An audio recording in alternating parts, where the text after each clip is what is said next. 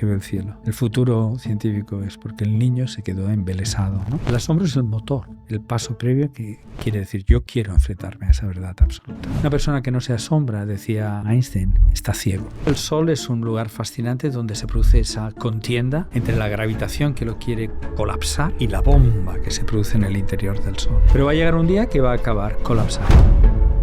¿Qué es un agujero negro? Es fascinante. Imagínate, 100.000 millones de estrellas brillan menos que una. ¿Por qué ocurre esto? Se llama supernova. Es la muerte, la gloria. Hubo un meteorito que colisionó en México. ¿Podría volver a ocurrir? Sí, ¿por qué no? Se produce una colisión a una velocidad espectacular.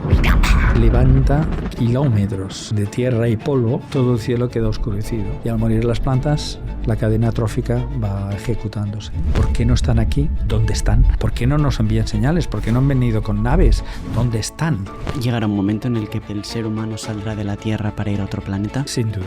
La Tierra morirá. La Tierra desaparecerá.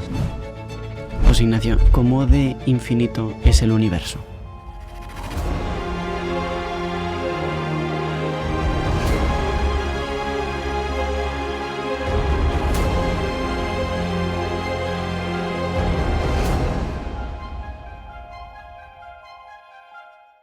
A la de tres. Hoy tenemos con nosotros a alguien muy especial. Vamos a tratar un tema o unos temas que nunca hemos tratado antes en A la de tres. Yo la verdad estoy bastante nervioso porque no tengo ni idea de absolutamente nada. Y es que hoy hemos traído a José Ignacio Latorre, que es físico teórico, especialidad en partículas elementales, computación cuántica e inteligencia artificial. Creó el primer centro de tecnologías cuánticas en Abu Dhabi y actualmente es el director de el Centro de Tecnología Cuántica en Singapur. Muchas gracias por estar hoy con nosotros. Mil gracias, Luis, por invitarme. José Ignacio, ¿por qué hay tanta gente que no entiende nada de lo que tú eres experto? No creo, ¿no? que sea correcto decir que nadie entiende nada. Uh-huh. Yo creo que el saber humano ha avanzado muchísimo más de lo que la gente cree. Sabemos mucho más de lo que todo el mundo cree. Es imposible, ¿no?, ser ahora especialista de todo. Lo que los humanos tenemos es una muy buena comprensión del conjunto en general. El adentrarse ya en la ley, en la ingeniería, en la física, en las matemáticas, en la biología, pues requiere un esfuerzo comparable pues, a tocar muy bien el violín. Hay que dedicarle años. Pero sería injusto decir que uno no entiende la música, ¿no? Una cosa es dominar el instrumento, dominar la ciencia como un instrumento, y otra comprenderla o embelesarse ante la naturaleza, que eso lo sabemos hacer todos, diría yo. Vamos. Uh-huh. ¿Qué es para ti la ciencia? La ciencia para mí es mi forma de vida. Es una suerte haber sido científico. Para mí la ciencia es un viaje. Es el viaje que nos permite comprender la naturaleza. Es un viaje de adquisición de conocimiento, es una exploración, es un viaje lleno de contratiempos, un viaje sin brújula clara, pero apasionante. Yo, ¿sabes? Puedo tutearte rápido y todo. No te voy a llamar de usted, ¿verdad, Luis? Por favor, Ignacio. Yo te llamo de tú. Me preguntaron el otro día cuál es la pregunta que haría yo cuando un estudiante viene para que le dirija la tesis doctoral, para conocerle rápidamente. Uh-huh. Y la pregunta es, ¿cuál será el próximo país que quieres conocer? A mí me encantaría conocer Singapur. ¿Ves? Pues yo creo que cuando alguien me dice yo lo que quisiera conocer es Singapur, ya me cae bien. Uh-huh. Sabía que sería esa la respuesta. Si me dice quiero conocer Etiopía, también me caería bien, ¿no? Son exploradores, quieren salir de su zona de confort, quieren confrontarse al desconocimiento, quieren adquirir conocimiento. La ciencia requiere eso, requiere un explorador. Tú eres explorador, ¿no? Uh-huh. Pues bienvenido al club. Estamos creando Denomba. Hemos montado la mayor escuela de transformación cultural del mundo. Hay esa sed de seguir conociendo, de seguir buscando formación e información. Hemos pensado que podíamos dar un paso más. Es una especie de escuela. Está diseñada con la narrativa del viaje del héroe. Voy a conocerme a mí mismo y voy a encontrar el propósito que tengo en mi vida, en mi empresa, en mi familia o donde sea. Hay más de 50 profesores. Los pondremos aquí en pantalla. Profesores que son catedráticos de universidad, profesores de universidad.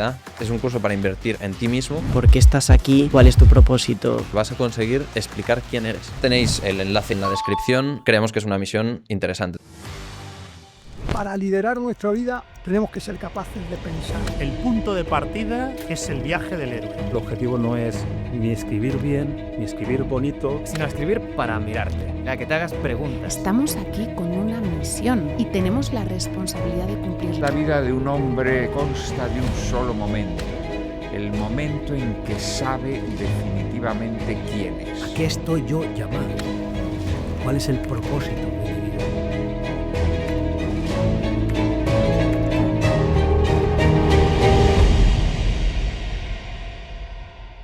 Bueno, he diferenciado en 3 bloques la conversación. ¿Sí? Y en el primero tenía, agujeros negros, viajes en el tiempo, relatividad. ¿Cuál de ellos te gusta más? Pues los agujeros negros. ¿Qué es un agujero negro? Bueno, pues es fascinante. Voy a ser el Sol. Ya, todo el mundo puede comprender, soy el Sol. ¿Cómo opero?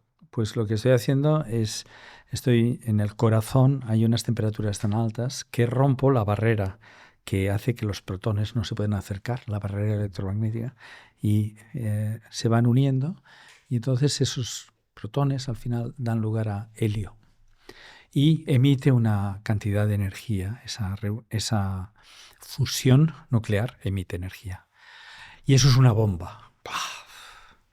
Pero la gravitación de esa masa gigantesca lo intenta volver a chafar. Entonces el Sol es un lugar fascinante donde se produce esa contienda entre la gravitación que lo quiere colapsar y la bomba que se produce en el interior del Sol. Y ahí lo vemos todos los días, como si fuera una cosa estática. No, es un lugar salvaje el Sol. Pero va a llegar un día que va a acabar con todo el hidrógeno, más hidrógeno, y colapsará. Se producirá un colapso porque, claro, la bomba deja de estallar. En esa explosión hará un rebote, emitirá una gran parte de su materia al exterior y empezará una nueva reacción que ya juntará helio con helio.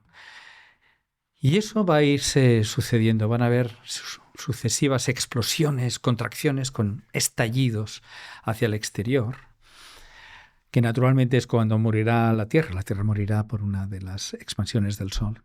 En una de ellas le quedan unos 4.000 millones de años, más o menos, 5.000, por ahí, un poquito más. Cuando hay una fase, cuando es gigante roja, que el Sol tendrá el tamaño de la órbita de la Tierra. Y entonces uno ha entendido, ¿no? Los cuerpos celestes se mantienen estables porque hay siempre un equilibrio entre una fuerza que lo intenta tener en un punto y otra que intenta expandirlo. Pero cuando se llega al hidrógeno, al hierro, ya no queda ningún material que produzca una reacción exoterma. Y entonces se produce ahí el gran primer colapso. Se puede convertir en una estrella de neutrones. Se puede convertir en muchas cosas. En una de las variantes en función del tamaño del Sol, se produce una última contracción y explosión maravillosa, que se llama supernova, que es visible al ojo humano. Han habido explosiones en siglos pasados donde una estrella brilla más que toda una galaxia. Imagínate, 100.000 millones de estrellas brillan menos que una. Es la muerte, la gloria. Es Aquiles muriéndose allá después de acabar con Héctor. Pues cuando se produce la gran supernova e inyecta todo tipo de materiales en el cosmos, que luego se reagruparán, y son los elementos que ahora son mi cuerpo. Mi cuerpo es polvo de estrellas, ¿no? Porque son los materiales pesados. El remanente, en ciertas situaciones, colapsa. No hay ninguna fuerza que lo frene y se produce una concentración de masa tal que eso llamamos agujero negro. Es tal la masa que deforma el espacio-tiempo, según la teoría de Einstein, hasta el punto que no permite salir a ningún fotón. No hay luz, es invisible, es un agujero negro. Tenemos evidencia que hay un agujero negro en el interior de nuestra galaxia. Fascinante agujero negro. Si vieras, las evidencias son chulísimas. Vemos las trayectorias de las estrellas cercanas al centro de la galaxia y vemos cómo hacen ¡bum! ¡Bum! Podemos deducir por las órbitas las masas que tiene el agujero negro, que son muchísimos soles, ¿no? Es un espacio que en su interior no sabemos qué ley de la física rige.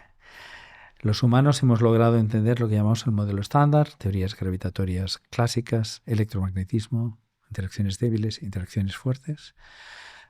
Describen la naturaleza que nos rodea, pero la situación extrema donde se ha condensado tanta masa en un punto que se produce un agujero negro, eso lo llamamos gravitación cuántica, y todos nuestros esfuerzos para crear la teoría de la gravitación cuántica han sido, hasta la fecha, infructuosos, incluida la teoría de cuerdas. Y José Ignacio, si tuvieras que explicarle a un niño qué es un agujero negro, ¿podrías explicarlo aún más sencillo de cómo lo has explicado? Básicamente porque yo no me he enterado.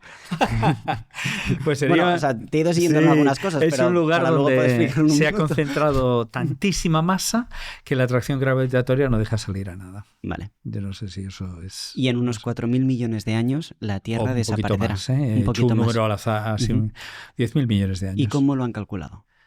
Porque sabemos muy bien el contenido de materia del Sol, sabemos las fases que va a seguir, lo podemos observar en todo el universo, vemos muchas estrellas, sabemos exactamente la vida de una estrella y podemos estimar con la cantidad de combustible que tiene cuántos kilómetros va a recorrer, ¿no? Es lo que hacemos.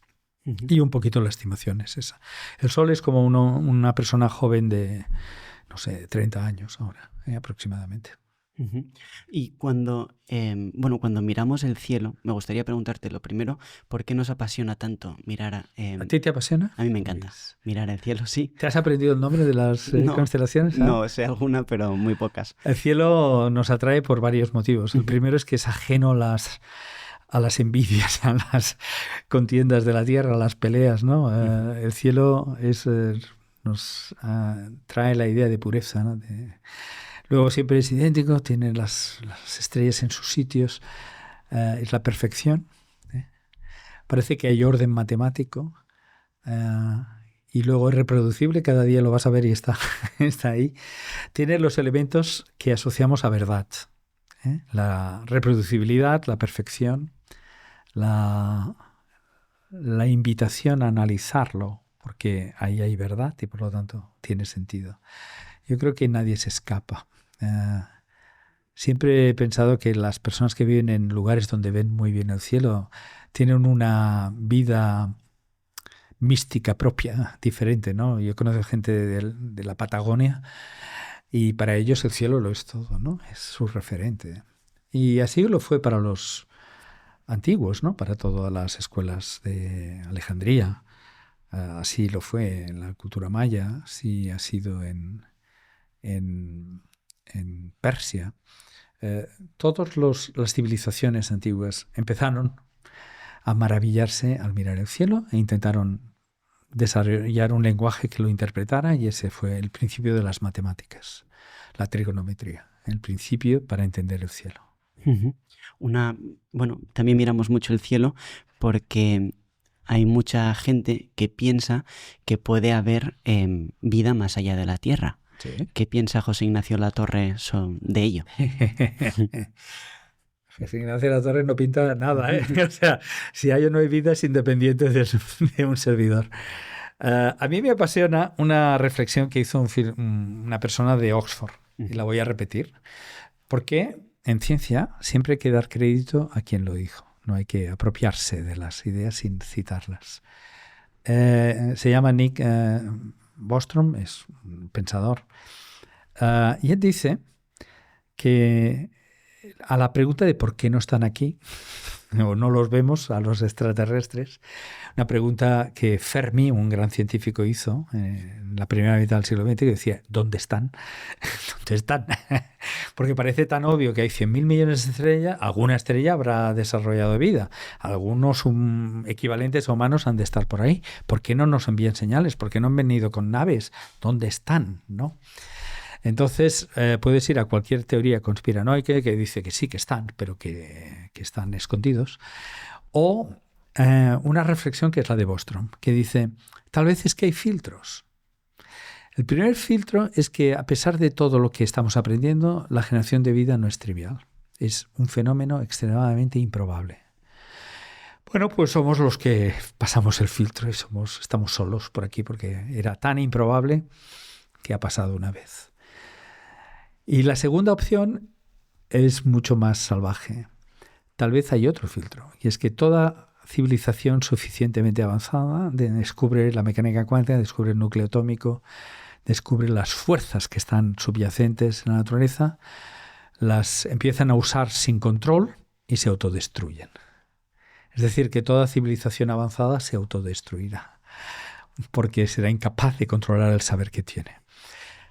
Al principio me hacía gracia, ahora cada vez me parece que habría que tenerla más en cuenta, ¿no? Porque ahora combinas inteligencia artificial salvaje, fuera de control, más energía nuclear y, bueno, pues tal vez es cierto que si no vemos vida es porque se ha autodestruido. Bueno, fuera de esta parte más folclórica, yo creo que sí, que habrán formas de inteligencia. No sé si en sustrato biológico o sustrato de silicio, que podrán tener ciertos niveles de comprensión del universo y de voluntad de explorar lo que hay fuera.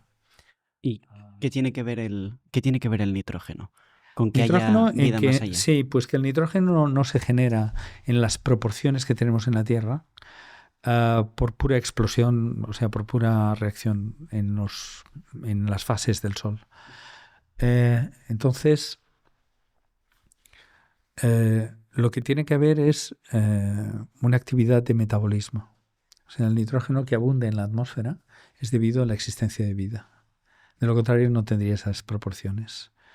Somos un planeta excepcional. Por eso lo que hacemos es buscar nitrógeno en las rayas espectrales que nos llegan de exoplanetas y a la que vemos si hay ciertas rayas espectrales asociadas al metabolismo biológico. Y esos son los planetas que queremos entender a fondo porque tal vez, tienen alguna actividad biológica. Fascinante, ¿no? ¿No te parece? Fascinante. De hecho, otra cosa fascinante que se me ocurría es algo que me gusta, bueno, yo creo que le gusta hacer a mucha gente, sí, como mínimo a mí en agosto, que es mirar el cielo y ver las Perseidas, lágrimas de San Lorenzo, sí, o Estels, o como quieras llamarle, y preguntarse por qué ocurre esto, qué pasa exactamente, si son estrellas que han muerto, si alguna podría colisionar contra la Tierra. Son fenómenos de la atmósfera que tienen que ver con una estación del año, ¿no? Todo es mucho más cercano, no está allá. Las estrellas están tan lejos que ningún movimiento de ellas es perceptible desde la Tierra en la vida humana, ¿vale? Lo único rápido que se mueve y también está lejos son los cometas, que sí que podemos llegar a verlos moverse, pero lo demás para la vida humana es demasiado breve, es estático, ¿no? Vemos el movimiento de los planetas del sistema solar, pero nada que esté... y son lentos, no son rápidos. No, hay muchos fenómenos que tienen que ver con la atmósfera. Con la atmósfera. El hecho, por ejemplo, que Tintillet, ¿no? Que ciertas estrellas parecen puntos que vibran y demás, esos son fenómenos atmosféricos. Es la luz que tiene que atravesar la atmósfera y se produce unas fluctuaciones de la densidad del aire y eso es lo que produce que tengan esa apariencia de que vibran. En cambio, si son más intensas, las ves fijas.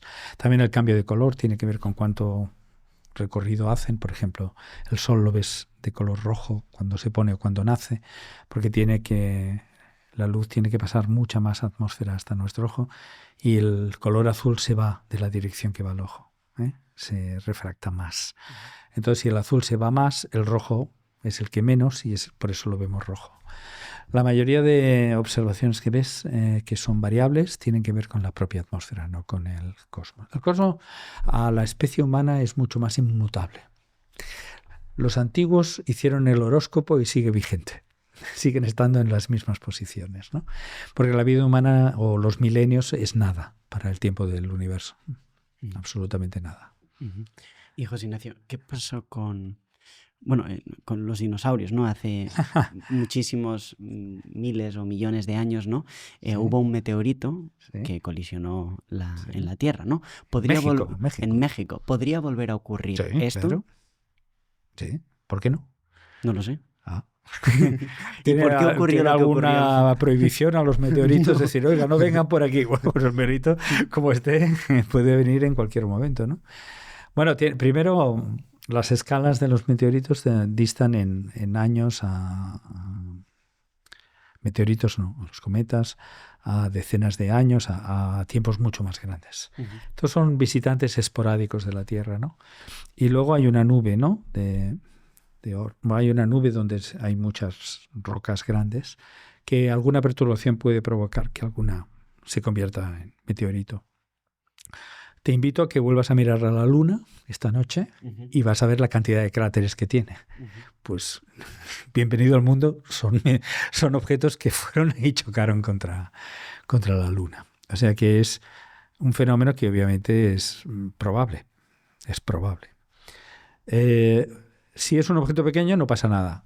El problema es si empieza a ser grande hasta el punto como fue el de México, que se produce una colisión a una velocidad espectacular. No sé cómo simbolizar que es una bofetada. No es que viene poquito a poco, no, es que... Y entonces levanta kilómetros de tierra y polvo y esos entran en órbita porque llevan tanta velocidad que orbitan. Al cabo de nada, todo el cielo queda oscurecido. Frena la radiación del sol y mueren las plantas. Y al morir las plantas, la cadena trófica va ejecutándose. Y claro, empiezan a morir primero los de abajo y luego ya no le queda comida al dinosaurio. Y el tiranosaurio tan rex que era, pues se queda sin comer y se muere. Y así es lo que pasó.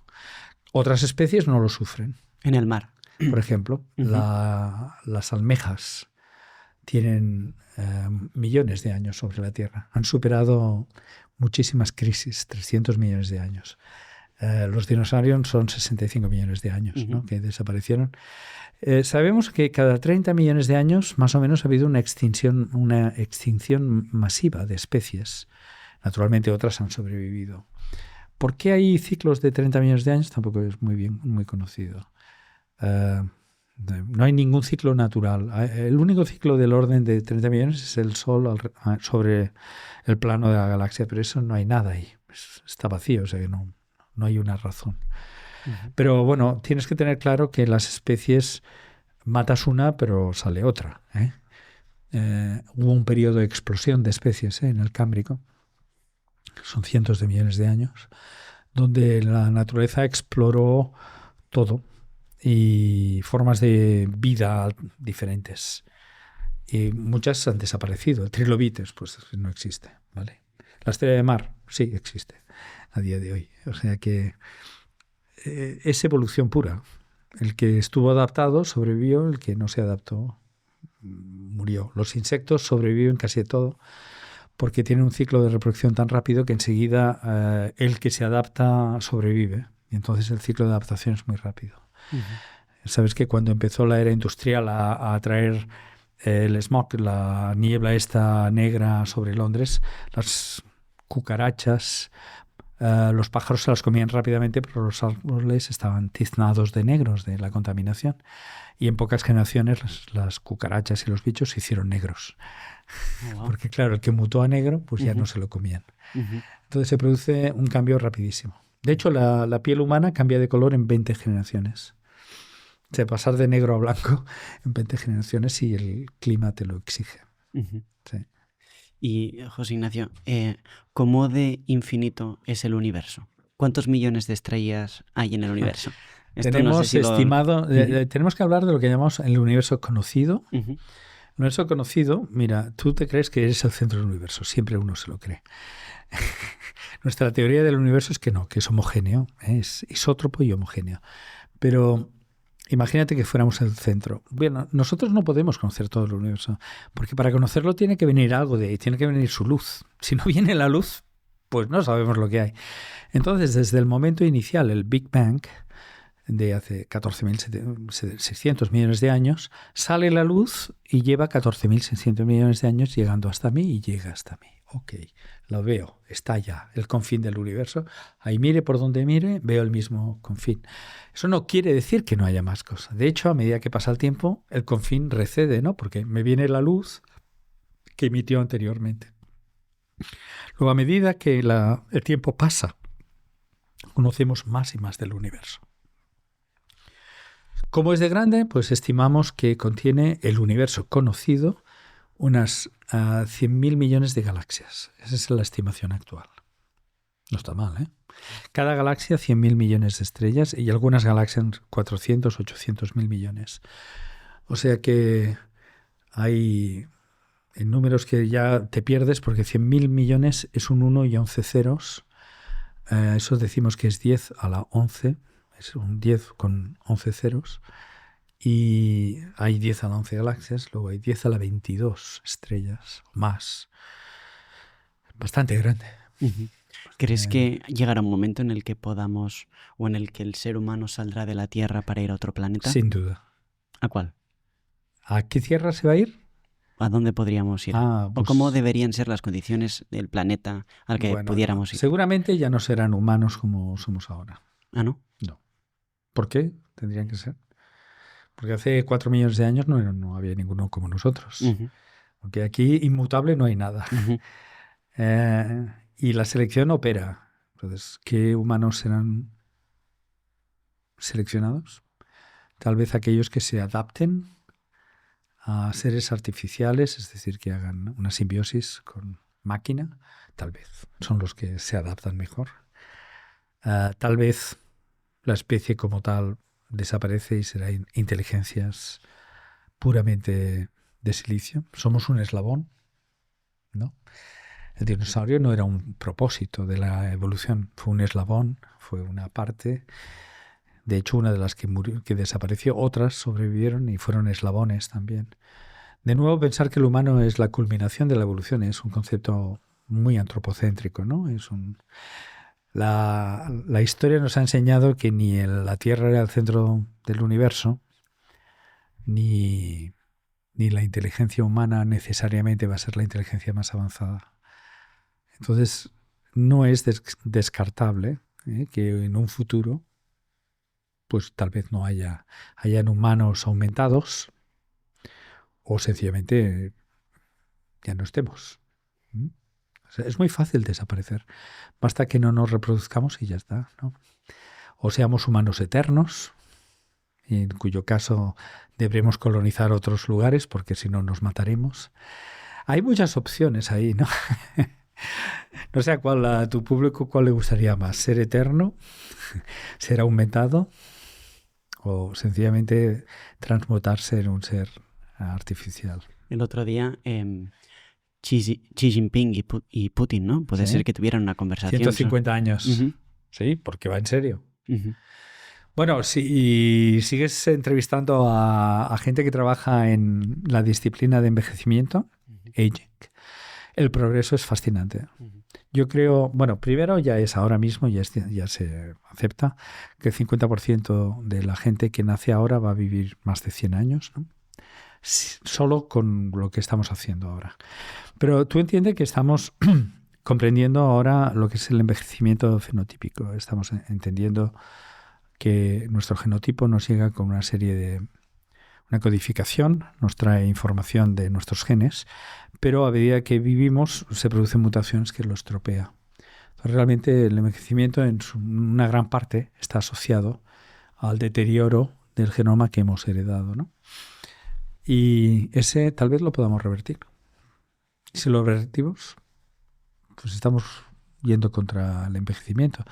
Hay ya muchísimos experimentos de varias causas que nos hacen envejecer, porque son varios mecanismos genéticos que nos hacen envejecer, y se trabaja a fondo en no solo frenarlo, sino revertirlo, lo cual quiere decir hacerse más joven.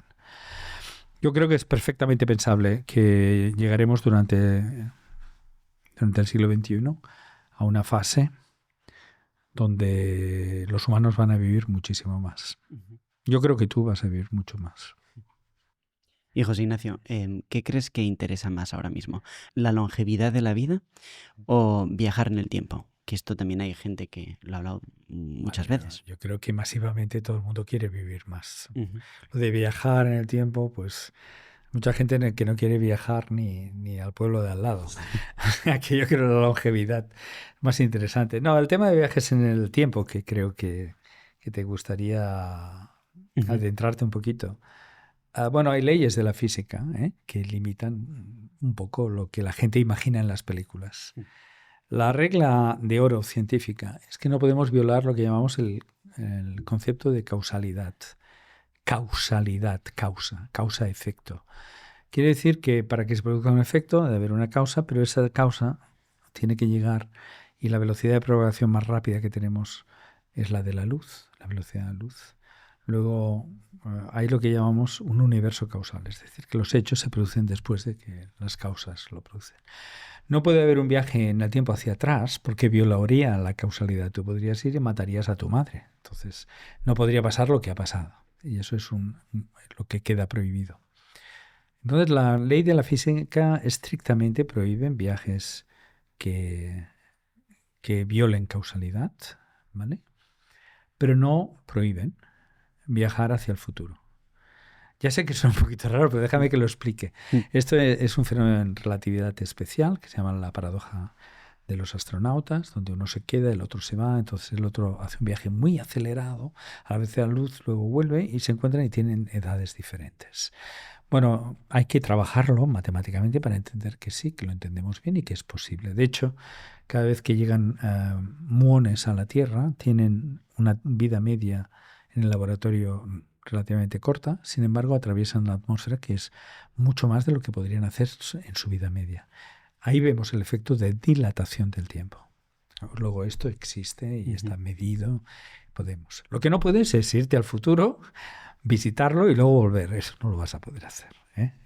Podrás ir hacia el futuro y consiste en meterte en una nave, acelerarte a una velocidad próxima a la luz y luego ir frenando, y verás los que se han quedado aquí será en el futuro para ellos.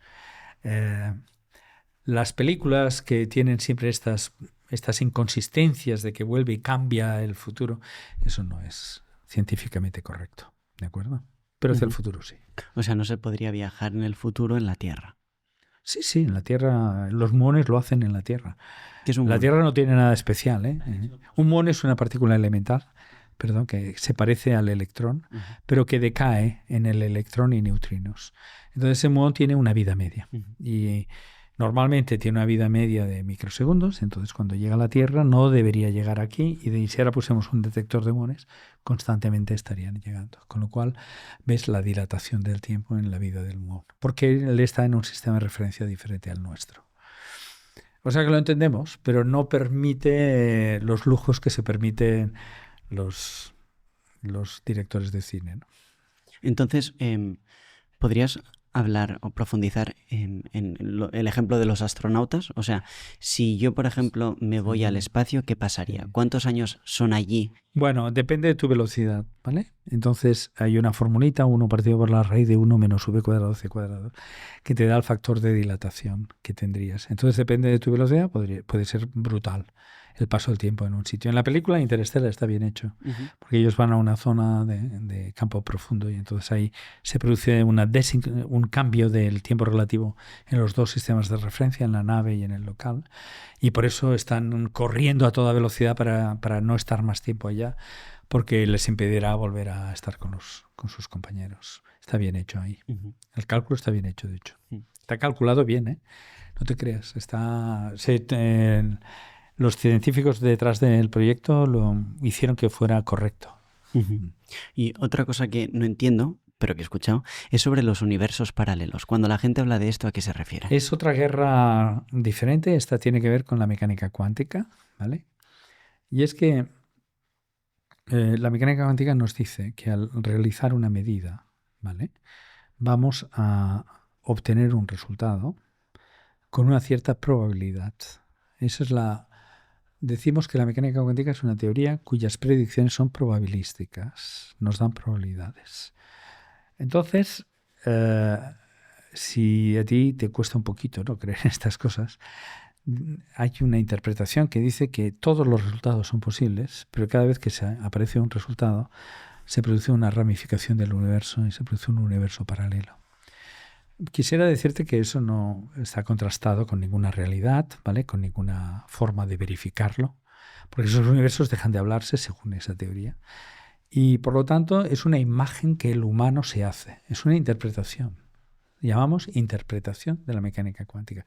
No hay ningún cambio de las ecuaciones de la mecánica cuántica. Entonces hay gente que se siente confortable con esa interpretación de los universos paralelos. Yo no. Yo pues, me sabe a todo. O sea, me parece una imagen que no aporta nada. Entonces no veo por qué. Prefiero trabajar con el azar intrínseco y preguntarme si es cierto o no es cierto y refinar la mecánica cuántica, que no irme a una interpretación de universos paralelos. Esto que, bueno, decías de que prefieres preguntarte, ¿crees que las preguntas, el asombro de las personas son lo que mueve el mundo? En ciencia es el asombro. El primer paso. El niño que ve el cielo. El futuro científico es porque el niño se quedó embelesado, ¿no? El asombro es el motor. A día de hoy para mí sigue siendo un motor. Cuando entiendo algo, es una sensación muy peregrina, muy extraordinaria, que no sé cómo transmitirla al público, ¿no? Haber trabajado durante mucho tiempo y de repente tener ese momento, que lo entiendes. Sensación de epifanía, literalmente. Está exenta de credo, de raza, de nivel social, de nivel económico. Es enfrentarse a esa verdad absoluta. El asombro es el paso previo que quiere decir yo quiero enfrentarme a esa verdad absoluta. Es el motor, es el que te abre la puerta para meterte ahí. Una persona que no se asombra, decía Einstein, está ciego. Él usó esa analogía. Si el asombro no te conmueve, eres ciego. Y yo creo que todos los humanos se asombran con diferentes cosas, ¿no? El científico es el que se asombra con la naturaleza. El vértigo de que hay algo ahí que está cada día frente a nosotros, presentándose, ofreciéndose a ser comprendido. Es bella eso. Y ahora que has hablado de Einstein y antes de pasar a bloque de inteligencia artificial, Einstein decía que Dios no juega los dados con el universo. ¿A qué se refería? Bueno, la cita, de nuevo para ser correctos, la cita es que nadie entendía esto de la probabilidad. Nadie. Claro, probabilidad es tirar los dados, ¿no? Un sexto de que me salga el 1, ¿no? Si tú asumes que la mecánica cuántica tiene en su corazón el azar intrínseco, pues es como si alguien jugase a los dados, ¿no? Entonces él se oponía. Einstein nunca aceptó a la mecánica cuántica como la tenemos hoy en día. Se opuso. Pero de una forma razonada, no visceral. Entonces él intercambió muchísimas cartas. Guardamos escritos de todo tipo. Y él se escribió con todo gran científico. Todo gran científico quería hablar con Einstein. Pero para este tema en concreto me gustaría recordar al científico que precisamente halló cómo se conecta la probabilidad con la función de onda de Rödinger. Se llamaba Max Born en Göttingen. Y en sus cartas, Einstein repetidamente, repite en varias cartas, en mi opinión, el viejo no juega a los dados en el átomo. Esa es la frase que repite extensamente. Y la humilde respuesta sistemática de Max Born es, bueno, pues esto es lo que da la ecuación y esto es lo que vemos y cuadra como si jugase a los dados, ¿no? Entonces Einstein repetía extensamente, esto es porque los humanos han llegado a la mecánica cuántica, pero no es la teoría final. La verdad todavía no hemos alcanzado. El día que lleguemos a esa verdad, verás que no juega a los dados. Y Born pues decía, pues ¿qué quiere que le diga? Pues sí, tiene razón, algún día a lo mejor lo entendemos mejor. Bohr era más agresivo. Niels Bohr en Dinamarca era más agresivo y le decía, usted no es quien para opinar lo que Dios hace. Pero fue un debate filosófico de alto calado. Esa frase tan sencilla era si la mecánica cuántica es una teoría completa o no es una teoría completa. Para que veas un poquito las ideas de por qué la mecánica cuántica puede ser incompleta, ¿no? Pues una primera idea es muy atractiva. Hemos descubierto 4 leyes. 3 son electromagnetismo, teorías débiles y teorías fuertes. Y las 3 son cuánticas. Pero la gravitación no la hemos logrado cuantizar. No tenemos una teoría de la gravitación cuántica. Tenemos la de Einstein, que es clásica. Eso quiere decir que hay un fallo en nuestra forma de comprenderlo. Hay una incompletitud clara, que es la que tiene que describir el interior del agujero negro, entre otras cosas, y el origen del Big Bang. Pues imagínate si nos falta por comprender, ¿no? Pero, por otra parte, hay otros avances que también pueden enseñarnos la incompletitud de la mecánica cuántica. Y es que ahora tenemos aparatos de medida tan finos que estamos adentrándonos en medir tiempos tan breves como una parte en 10 a la 18, ahora mismo. 10 a la 20 en poco tiempo. 0,0000020 ceros un 1 segundos. Esos tiempos estamos empezando a medir. Eso es el tiempo de reacción en el interior de un sólido cuando entra un fotón. Vamos a empezar a ver que todo lo que decíamos de la medida, de cómo observamos, como un proceso dinámico. Y tal vez eso va a cambiar la forma en que entendemos la mecánica cuántica. Luego, la mecánica cuántica, seamos humildes. No hemos llegado a la generación que hemos entendido la teoría del universo. No. La teoría del universo le faltan bastantes patas por ser comprendida. ¿Y la inteligencia artificial nos podría ayudar? Sin duda. La inteligencia artificial ya ha empezado a ayudarnos.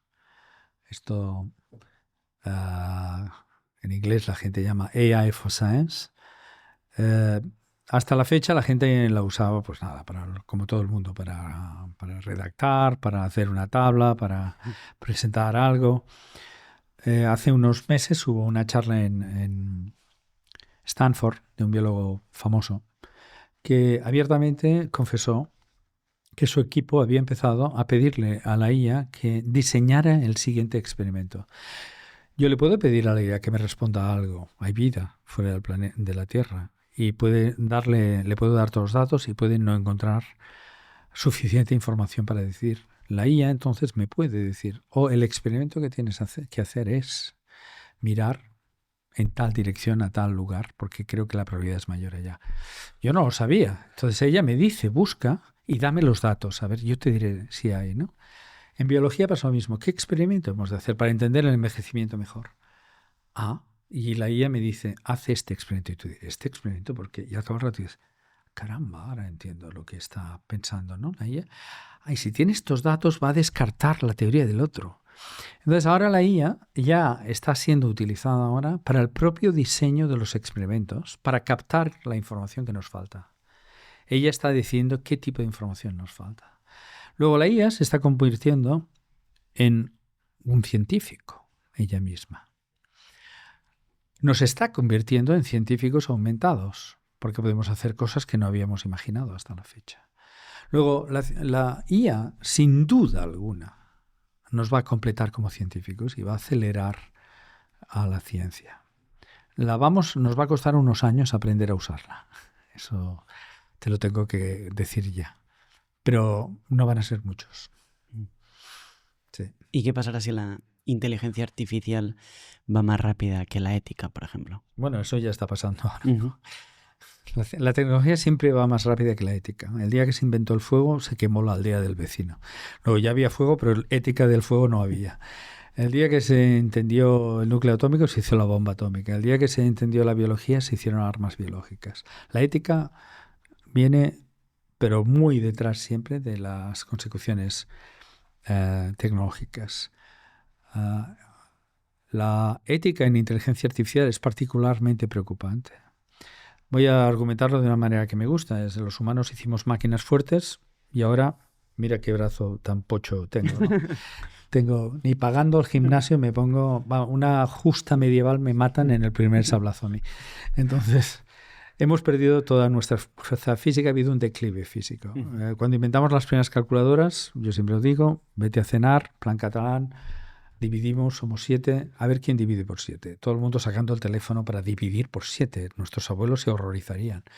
O sea, hacemos máquinas que saben dividir, pues no dividimos. Declive intelectual inmediato. La IA es hacer máquinas que son capaces de decidir. Luego, ¿qué hacemos? Tendremos un declive en nuestra habilidad de decidir. Y decidir es ética. decidir es entre opción A, opción B, una es mejor, otra es peor. Es hablar de lo que es bueno, de lo que es malo. Luego, es con natural al avance de la inteligencia artificial que vendrá un declive ético. Habrá situaciones que dirás, ¿y esto por qué pasa? Y alguien dirá, lo ha decidido la IA. Y entonces dice, ¿bajo qué criterio ético? Y dirá, bueno, ¿alguien lo programó? No. Luego, ¿cuál es? Luego, ese retraso de la ética respecto a las tecnologías es particularmente preocupante en la inteligencia artificial. Por eso somos muchas las personas que estamos intentando que se legisle a tiempo y que se adopte la inteligencia artificial de forma lenta, para que los problemas que vayan surgiendo se puedan ir reparando. Si el cambio es disruptivo, como pasó en la Revolución Industrial, los ríos se contaminaron, las ciudades fueron inhabitables, la gente los pusieron a trabajar en lugares horrorosos 60 horas a la semana, porque no fue un cambio poquito a poquito, sino un cambio brusco. Pues lo mismo debería pasar. Deberíamos ralentizar la IA. ¿Y crees que la revolución de la inteligencia artificial está a la altura o es incluso más grande que la de la imprenta, la revolución industrial o el Internet? Desde mi punto de vista es mucho más salvaje, mucho más bestia. Porque es de inteligencia de lo que se habla. Todo lo demás son subproductos de la inteligencia. Son aspectos técnicos de la inteligencia. Pero es una revolución que puede dejar atrás a la especie humana. Me parece que es incomparablemente más potente que todo lo que hemos asistido hasta la fecha. ¿Y quiénes serán los más afectados de una...? Bueno, en toda revolución, en todo cambio salvaje, siempre se deja atrás a la gente mayor, siempre. Y siempre lo sufren los más pequeños. Porque se aplican tecnologías sobre ellos que no deberían aplicarse. Yo creo que los que van a sufrir, van a quedar, ¿cómo se dice?, olvidados, ¿no? La gente mayor. Mira, Luis, la gente se pelea, los políticos se pelean, yo me peleo con el micro. Todo el mundo se pelea con todo el mundo porque le encanta a la gente pelearse. Y siempre es izquierdas y derechas, izquierdas, derechas. No es verdad.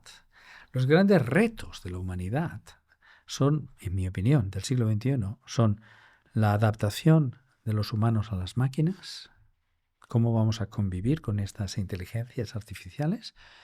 Es el primer reto. Y el segundo, viejos y jóvenes.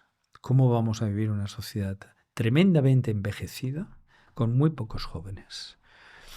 Va a haber una colisión de intereses tremenda entre las generaciones. Porque los mayores pues no querrán ser relegados, los jóvenes tienen su derecho en espacio, cada vez hay menos, habrán menos, y cada vez las decisiones serán más artificiales. La pugna entre las generaciones, en mi opinión, es uno de los temas que deberíamos ya tratar en serio.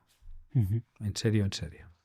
Y también un tema que me gustaría saber sobre cuál es el país que tiene más desarrollada la inteligencia artificial. Creo que también esto es muy serio. ¿Quién está ganando la batalla de la inteligencia? Bueno, con diferencias, Estados Unidos de Norteamérica es el país donde se ha avanzado más con diferencia, donde están los mejores cerebros, donde se ha apostado más económicamente. Comparativamente, Europa es realmente triste. Nunca abordó la inteligencia artificial con la fuerza económica que era necesario. Países como Japón, yo estaba con el director del Centro de Supercomputación, me decía, ¿usted sabe cuánto dinero Japón ha metido en inteligencia artificial? Dice, es increíble. Dice, ¿y qué tenemos? Dice, nada, ni un lenguaje natural, nada. Dice, nunca fuimos suficientemente salvajes. No. Nunca creímos que estaba ahí esperándonos la inteligencia artificial de este estilo. Europa no lo entendió, hay muchos continentes que no tienen ningún nivel, y queda China. China tiene un nivel muy alto a día de hoy, muy alto.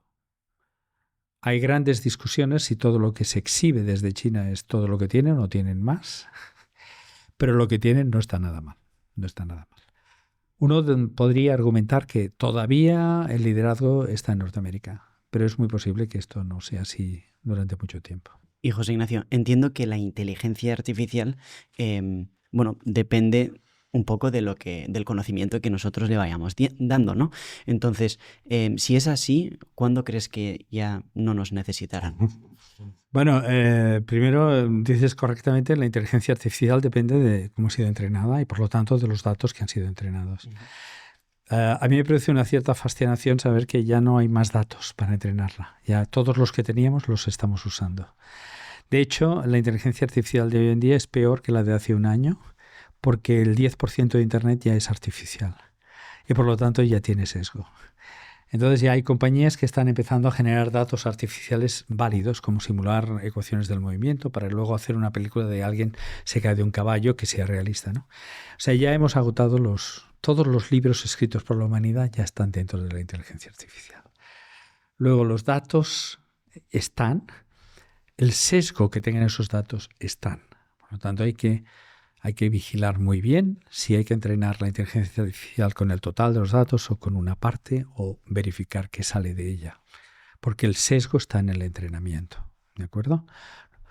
Uno de los caminos que vamos a seguir es el que antes decía, que la inteligencia artificial puede pedirte, oye, haz este experimento porque lo necesito para mi próxima inferencia, ¿vale?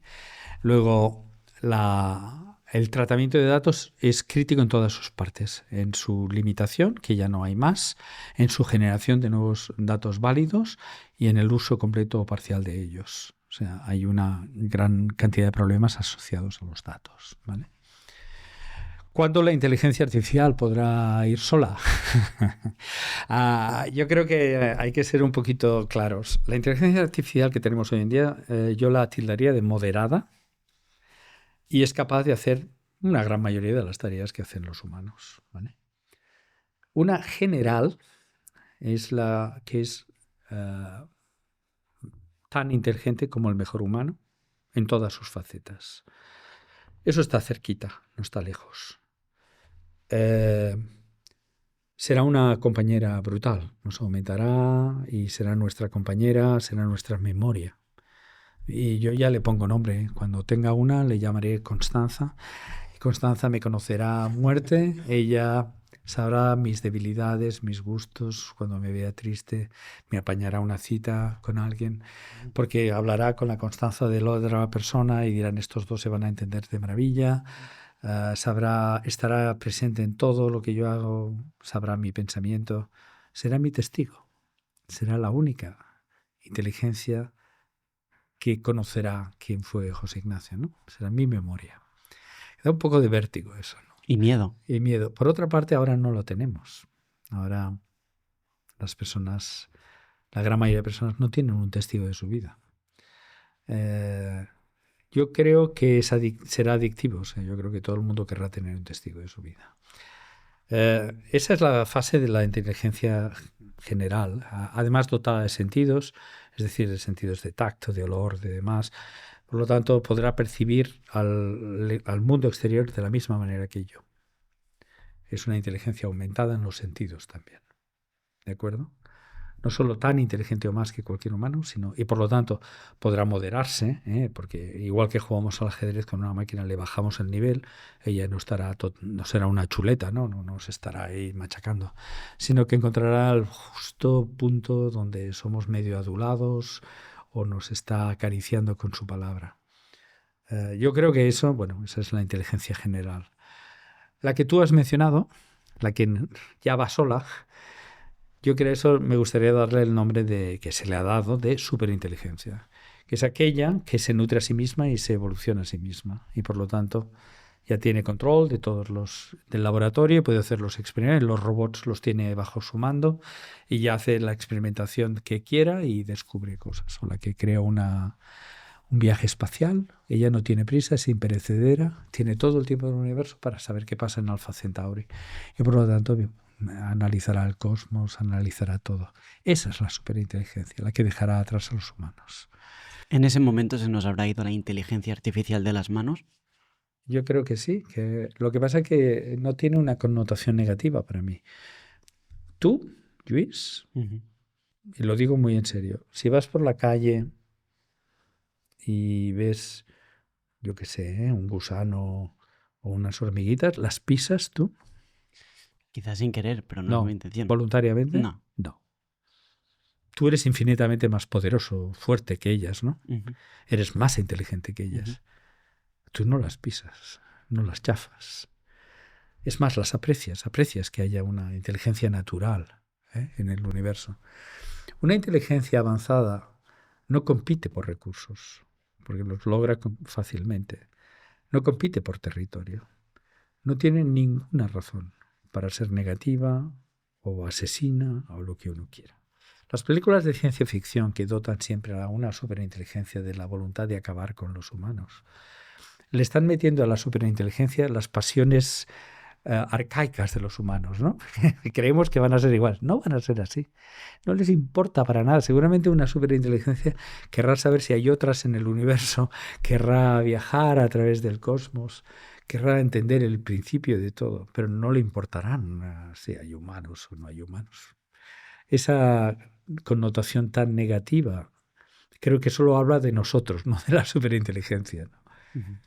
Soy totalmente positivo en ese sentido. Y además yo ya estoy acostumbrado a no ser el más fuerte, a ser el más listo, con diferencia a no ser el más guapo. Entonces, el no ser el más, pues es lo normal, ¿no? ¿Y qué cosas tiene el ser humano que la inteligencia artificial nunca podrá tener? No veo ninguna. No veo nada. La compasión creo que es perfectamente simulable. Lo que tú llamas conciencia... esa pregunta se hizo con inteligencia en los años 50. Turing hizo la sabia pregunta esta, ¿no? De si una máquina es inteligente. Y él respondió que la pregunta era errónea. La pregunta correcta es, ¿soy capaz de distinguir entre una inteligencia humana y una artificial? El test de Turing. Y si tú eres incapaz de distinguir, a todos efectos la tienes que tratar como si fuera un humano, porque no sabes qué es.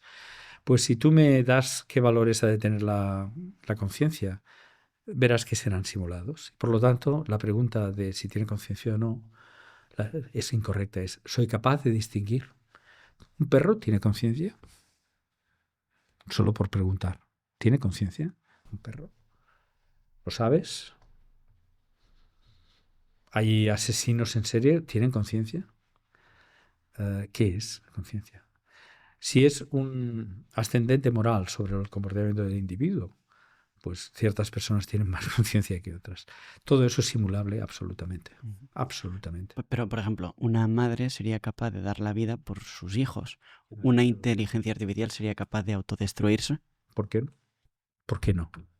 Que alguien me diga por qué no. No lo sé. Mira, voy a citarte a Diderot, la enciclopedia, el creador de la enciclopedia. Él añade la palabra autómata a la enciclopedia.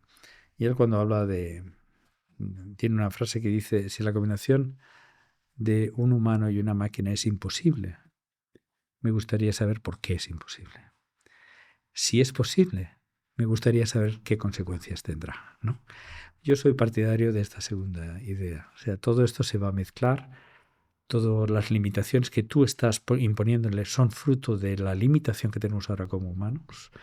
Hablan mucho de nosotros como seres muy insignificantes, que atribuimos las peores pasiones a lo que estamos creando.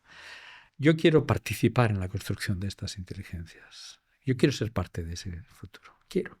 Y hablas también del futuro en que va a haber una alianza inevitable entre humanos e inteligencia artificial. Absolutamente. Bueno, a una escala diferente la hay ahora entre los humanos y la electricidad, ¿no? Vivimos confortablemente gracias a la electricidad, si no pasaríamos frío, no tendríamos luz por las noches. Las máquinas humanas se combinan para convivir, solo que no les atribuimos altos poderes intelectuales a la electricidad. Ahora les tienes que atribuir, porque manifiestamente los tienen. Pero es claro que vamos a aprender a convivir, sin duda.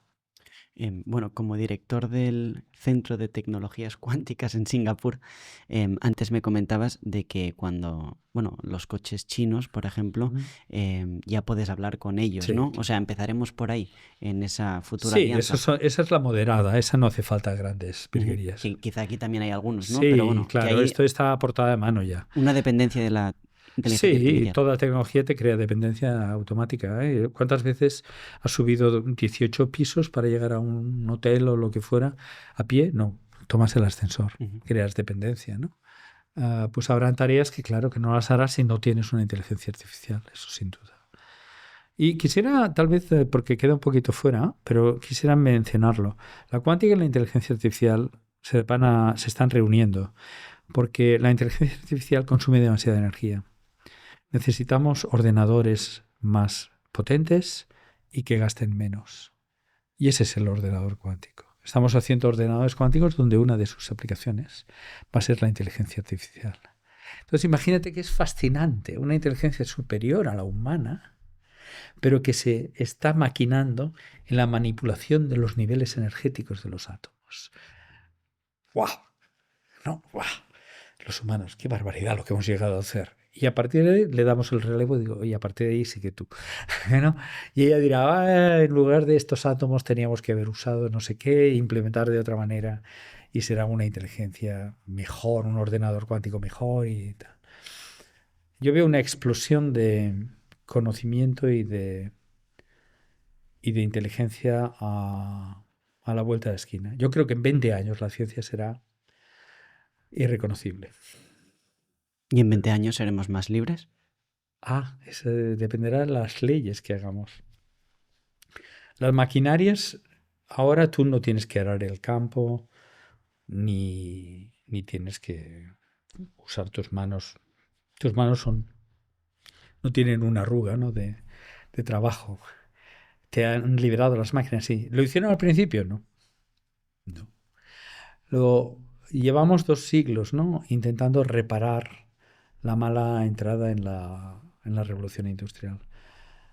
Yo creo que los humanos serán libres si sabemos entrar en la era de la inteligencia artificial, si sabemos legislarnos correctamente en la transición. Si lo hacemos, sí, seremos más libres. Y tendremos que entender muchas cosas, como potenciar las humanidades, entender que nuestro objetivo en la vida no será ganar dinero, seguramente habrá una pensión universal en algún instante. Tendremos que redefinirnos como cuál es nuestra función aquí. Es largo de discutir, pero como que ya me toca dentro de 2 semanas discutir con el Ministerio de Justicia y ya está en las agendas este tipo de discusión. Bueno, pasando al tema de la física cuántica, en la que eres, bueno, uno de los españoles más expertos que hay hoy en día, me gustaría preguntarte ¿qué es exactamente la física cuántica? Así para principiantes. Es la ley mejor que ha hecho el humano para entender el microcosmos, sí. Es lo más fácil que te puedo decir. Cuando llegas al átomo, cuando llegas al átomo y para abajo, la física clásica no sirve para nada. Y entonces, bueno, hay que escribir las nuevas ecuaciones que no son las de Newton, ¿no? Y lo mejor que hemos hecho se llama la física cuántica. Y es tan diferente a la clásica que nos sorprende sin cesar.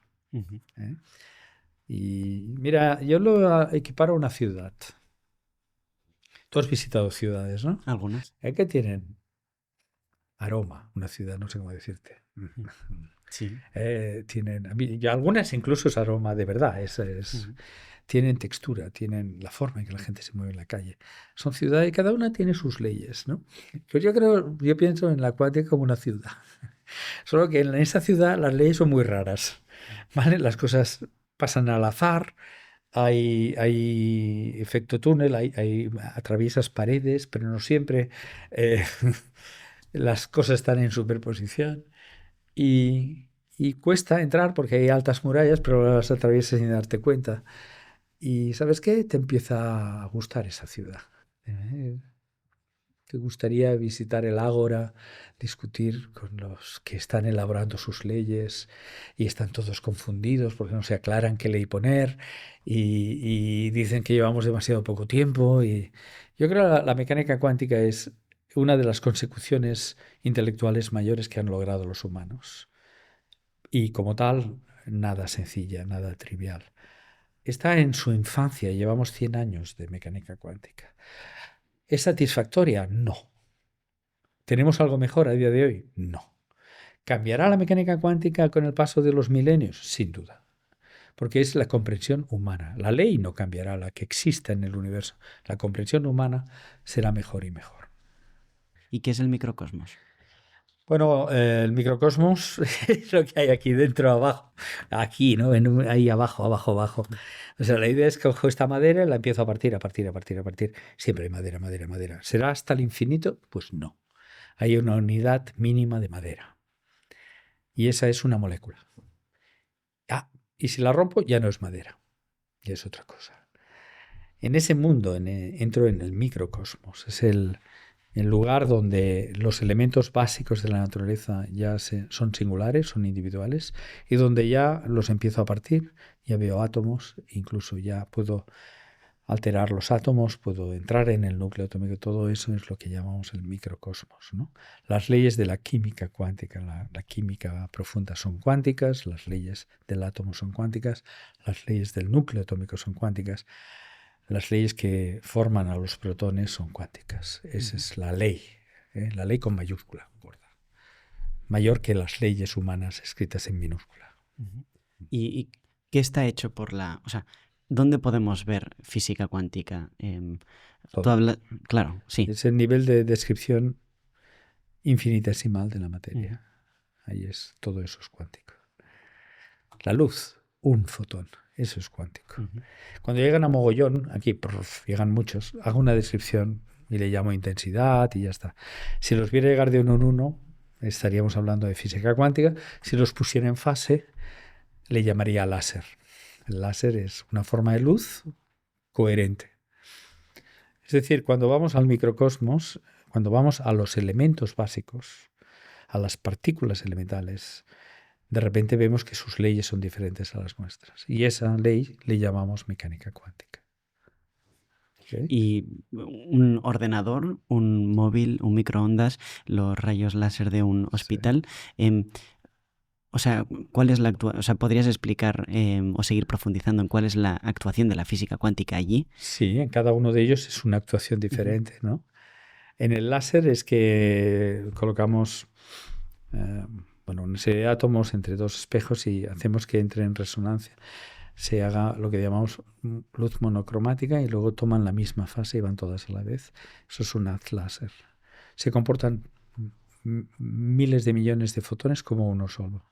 Entonces depositan energía de forma muy eficiente, no se dispersan y tienen aplicaciones increíbles. Podemos codificar las señales de comunicación y como van todos a una, como fuente ovejuna, pues se mantiene con mínima energía, ¿no?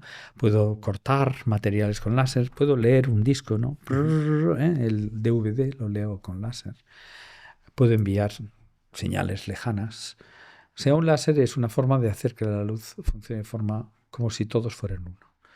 En cambio, en un microondas lo que estamos analizando son ciertas excitaciones de las moléculas del agua y la mecánica cuántica te dice que los niveles de energía están discretizados. Si exactamente voy a un salto dado, solo él lo capta y lo demás no lo capta. Atacamos a un salto típico del agua y la molécula de agua se mueve. Entonces se calienta. El movimiento es lo que entendemos como calor. Entonces el microondas es fantástico, lo metes dentro y de forma cuántica caliento el agua, enviando un fotón que va solo a la transición que capta el agua y como toda la comida es esencialmente agua, caliento la comida en un santiamén, solo con una longitud de onda que meto dentro. Astuto, ¿no?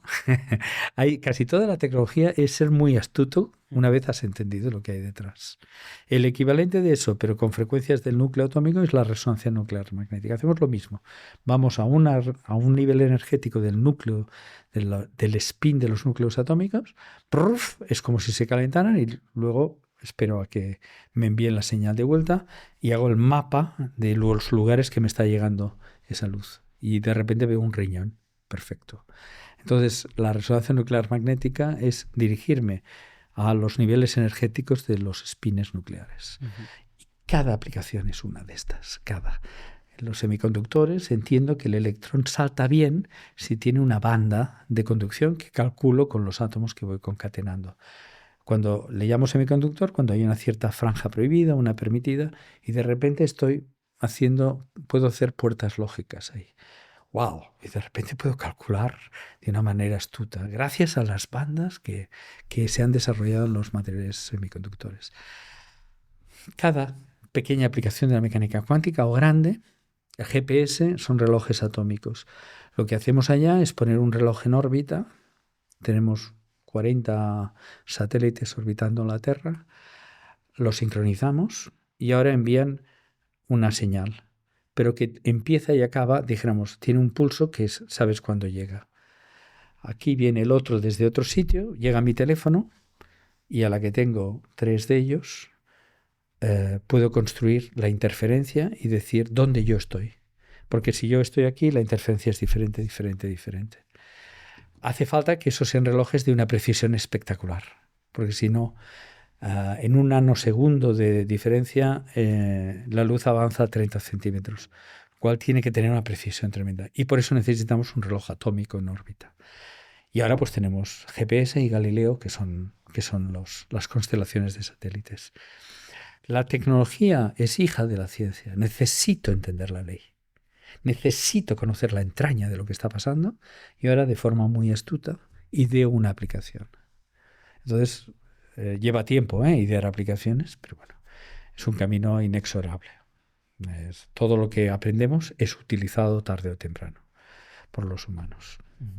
Y, José Ignacio, al igual que de los átomos, pues sale la bomba atómica, de la física cuántica podrían salir armas bélicas. Bueno, el átomo está descrito por física cuántica, ¿no? O sea, el que sea descrito no quiere decir... La razón por la cual la bomba atómica es tal vez impactante es porque a medida que te vas adentrando en lo más pequeño, nos esperaban las fuerzas más potentes que tiene la naturaleza. ¿Sabes? Cuando el electromagnetismo es tan potente, más potente que la gravedad, si hay un electrón y un protón, forman un átomo de hidrógeno neutro. Y ahora es cuando, como es neutro, pues la gravedad actúa. Para que la gravedad sea la fuerza que domina, tiene que haberse neutralizado la carga eléctrica. Bueno, pues dentro del núcleo se neutralizaron las fuerzas más potentes que conocemos. Al llegar allá y al abrirlas y al romperlas, ¡pumba! Una bomba, ¿vale? ¿Por qué? Porque estaba ahí, en el núcleo atómico. Siempre digo que nos está esperando cosas todavía más salvajes en el interior de los quarks, así, pero todavía no hemos llegado. Algún día llegaremos. Da un poco de miedo, ¿no? A ratos. No, porque mientras preparaba la entrevista, también he visto una cosa que ponía el Q-Day.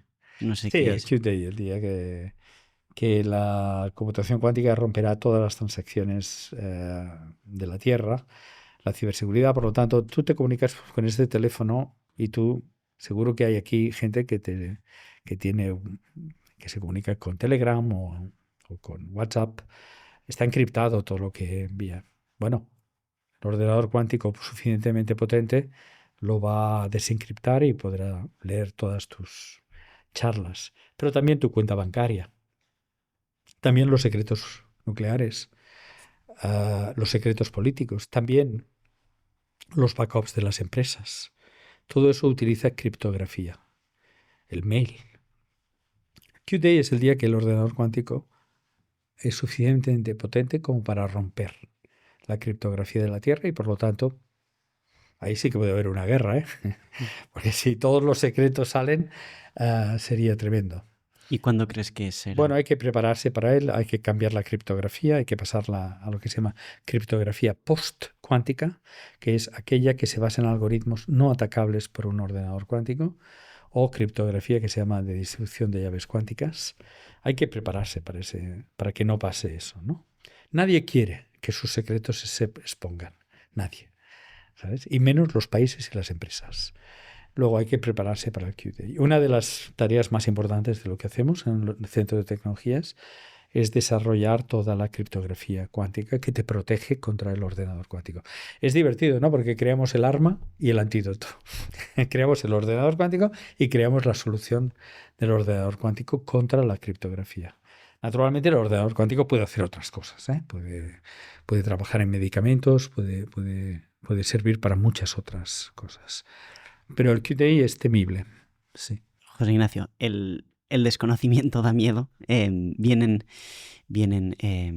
Van a pasar grandes cosas como estás comentando, como hemos estado comentando. ¿Cuál es lo mejor que podríamos hacer? Imagino que educarnos, formarnos. Educarnos. Frente a la manipulación y al miedo a lo desconocido, solo hay un antídoto, que es educarse. Las sociedades del futuro tienen que cuidar mucho mejor su educación. Yo creo que es uno de los temas que peor ha tratado la democracia moderna. Tiene que tomarse muy en serio que los ciudadanos estén bien informados y educados en todas las tecnologías, si no se producen descalabros. Se producen generaciones completas que han sido castigadas por la irrupción irracional de tecnologías. Entonces, la mecánica cuántica, la inteligencia artificial debe 1000 veces ser explicada, presentada y educada. De lo contrario, estamos creando una sociedad terrible. La educación, siempre educación. Pues sí, eso es todo, José Ignacio Latorre, director del Centro de Tecnologías Cuánticas de Singapur. Muchísimas gracias por haber estado este rato con nosotros. A la de tener, sí, sobre todo a ti, Luis. Muchas gracias. Si te ha gustado esta entrevista, tenemos otra por aquí que te va a encantar. Muchísimas gracias. A la de 3.